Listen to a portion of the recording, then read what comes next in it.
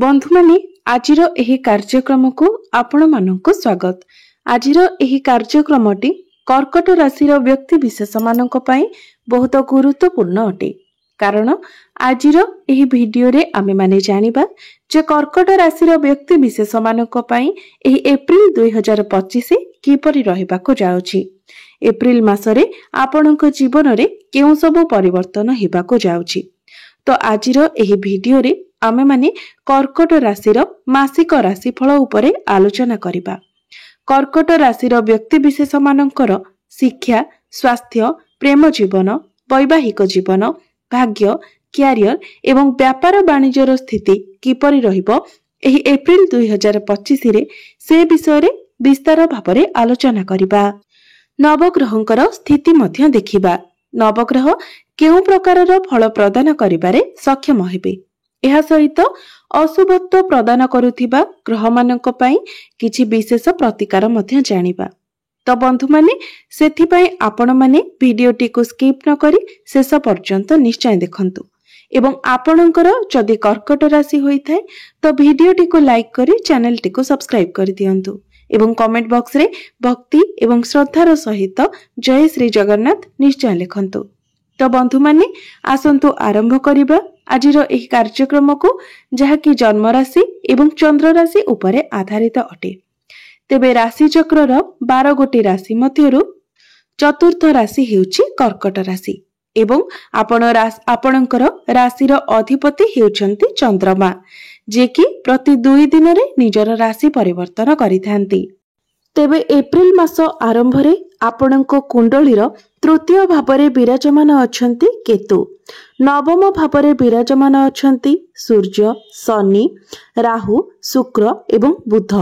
आपणकर एकादश भावरे विराजमान अछंती देवगुरु बृहस्पति एवं द्वादश भावरे विराजमान अछंती मंगल। तो सर्वप्रथमे आसंतु जानि नेबा आपणकर स्वास्थ्य किपरि रहिबो एही एप्रिल 2025 रे। तो कुंडलीर प्रथम भावटी होइथाय आपणक स्वास्थ्यर भाव, इम्यूनिटी सिस्टम रो भाव एवं आपणक प्रथम भावर अधिपति हेउछन्ति चंद्रमा जे कि प्रति 2 दिन रे निजर राशि परिवर्तन करिथांती। तेबे बंधु माने 5 एप्रिल पूर्वरु आपणको टिके आपणक स्वास्थ्यर जत्न नेबार अछि। 5 एप्रिल पूर्वरु आपणकर कांधरे जंत्रणा, आंठु गंठी जंत्रणा एभली किछिटा समस्या देखा देई पारे। मात्र 5 एप्रिल परे आपणक स्वास्थ्य रे कोनोसी समस्या देखा जाय नाही। एमिति कि पूर्वरु जहा किछि समस्या रहितिला सेथिरे मध्य सुधार आसीबो। तो 5 एप्रिल परे स्वास्थ्य को नेकी चिंता करिवार कोनोसी बे आवश्यकता नाही। मात्र आपणकर जेहेतु पंचग्रह जोग हेउछि तो सेथि पई आपण टिके केवल निजर खाद्य पेय रे नियंत्रण रक्षा करिवे, खाद्य पेय प्रति ध्यान देबे। एबे आसंतु जानिबा आपणकर शिक्षा क्षेत्र किपरि रहिबो एप्रिल 2025 रे। विद्यार्थी मानक पई किपरि रहिबो एप्रिल मासटी। तेबे कुंडलीर पंचम भावटी होइथाय शिक्षार भाव। आपणकर पंचम भावर अधिपति हेउछन्ति मंगल जे कि आपणकर द्वादश भावरे विराजमान अछन्ति। मात्र 5 एप्रिल को मंगल आपणकर प्रथम भाव को चलन करिवे एवं गुरुंकर दृष्टि मध्य आपणकर पंचम भाव उपरे रहुछि। तो बंधु माने 5 एप्रिल परे आपणकर पाठ पढ़ा बहुत भल रहिबो एवं 14 एप्रिल परे आहुरी अधिक भल रहिबो। कारण 14 एप्रिल को सूर्य आपणकर केंद्र को चलन करिवे। आपणकर दशम भावरे सूर्य उच्चस्थ होई जिवे। तो सेते बेले आपणको पाठ पढ़ारे आहुरी अधिक सफलता प्राप्ति हेबो। जदि आपणकर कोनोसी गवर्नमेंट एग्जाम अछि तो सेतिरे निश्चित भावरे आपण उत्तीर्ण हेबे।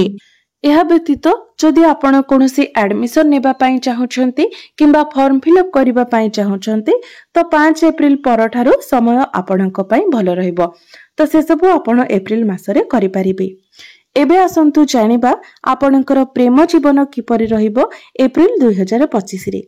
तेबे बंधु माने कुंडलीर पंचम भावटी आपणकर शिक्षार भाव हेबा सहित पंचम भावटी मध्य होइताय आपणक प्रेम जीवनर भाव एवं संतानर भाव।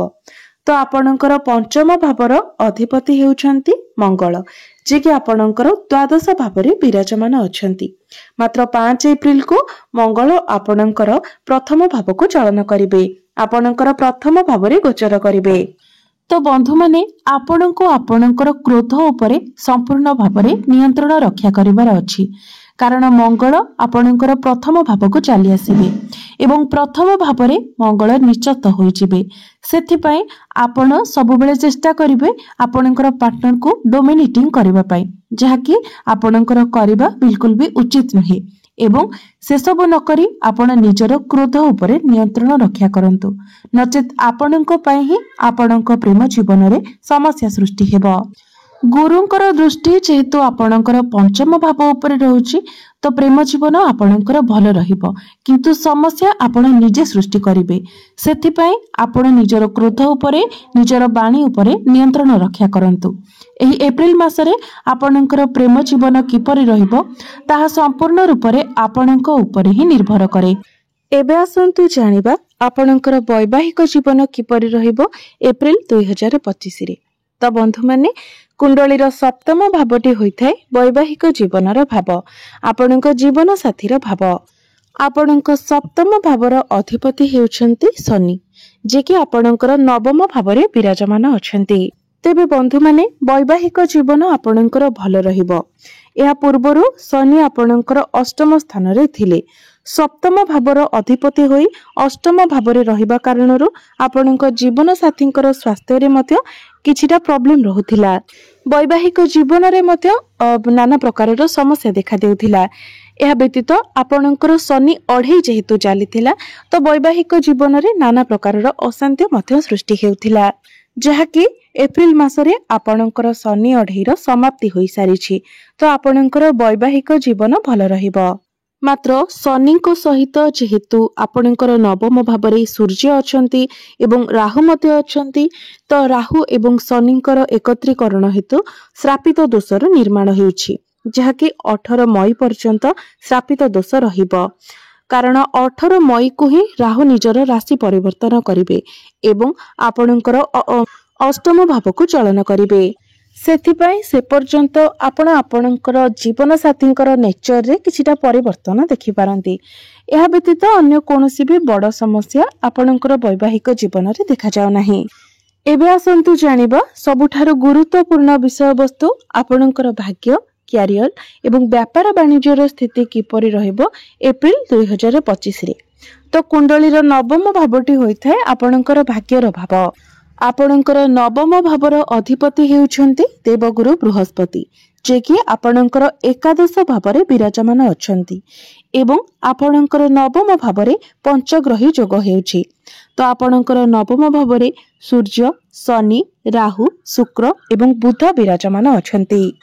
तेबे आपणकर नवम भावरे पंचग्रही योग हेउथिबा हेतु सेमाने आपणकर भाग्यरे किछिटा बाधा विघ्न सृष्टि करिवे तेणु तरबरिया भावरे आपण कोनोसी कार्य करंतु नाही किंबा कोनोसी भी डिसिजन नियंतु नाही कारण आपणकर नवम भावरे काल सर्प दोष श्रापित दोष ग्रहण दोष ए सब किछिर निर्माण हेउछि ता भी आपणकर भाग्य स्थान रे निर्माण हेउछि तेणु एप्रिल मासरे जदि आपणकर सेमिति किछि अर्जेंट नाही तो आपण सब बड़ कार्य गुडी को स्किप करबा को चेष्टा करंतु। 18 मई परे आपण आपणकर भाग्य रे सुधार देखिबा को पाइबे कारण सेते बेले राहु आपणकर नवम स्थान रु हटि जाइथिबे सूर्य मध्ये हटि जाइथिबे तो सेते बेले आपणको सेतेटा किछि प्रॉब्लम आसीबो नाही तेणु जदि सेमिति किछि तरबरिया नाही तो आपण 15 किंबा 18 मई पर्यंत अपेक्षा करंतु किंतु जदि आपण कोनोसी शुभ मांगलिक कार्य करबा को चाहछन्ती तो ताहा आपण करि परिबे। एबे आसंतु जानिबा आपणकर क्यारियर आपणकर कार्य क्षेत्र किपरि रहिबो एप्रिल 2025 रे। तो बंधु माने कुंडलीर दशम भावटी होइथाय आपणकर क्यारियर भाव। आपणकर दशम भावर अधिपति हेउछन्ति मंगल। मंगल वर्तमान आपणकर द्वादश भावरे विराजमान अछन्ति मात्र 5 एप्रिल को मंगल आपणकर लग्न को चलन करिवे तो क्यारियर आपणकर एप्रिल मासरे सर्वश्रेष्ठ रहिबो। 5 एप्रिल परे आपणकर क्यारियर रे जहाँ भी किछि बाधा विघ्न थिला समस्या थिला टार्गेट थिला किंबा आपणक विरुद्ध रे किछि पॉलिटिक्स चली थिला से सब आपणक ठारू दूर होई जिवो मात्र मंगल जेहेतु आपणकर प्रथम भावरे निचस्थ रहिबे सेथिपई आपणको निजर क्रोध उपरे नियंत्रण रक्षा करिवार अछि। निजर आग्रेसन उपरे आपणको कंट्रोल करिवार अछि किंतु क्यारियर आपणकर 5 एप्रिल परे बहुत भल रहिबो।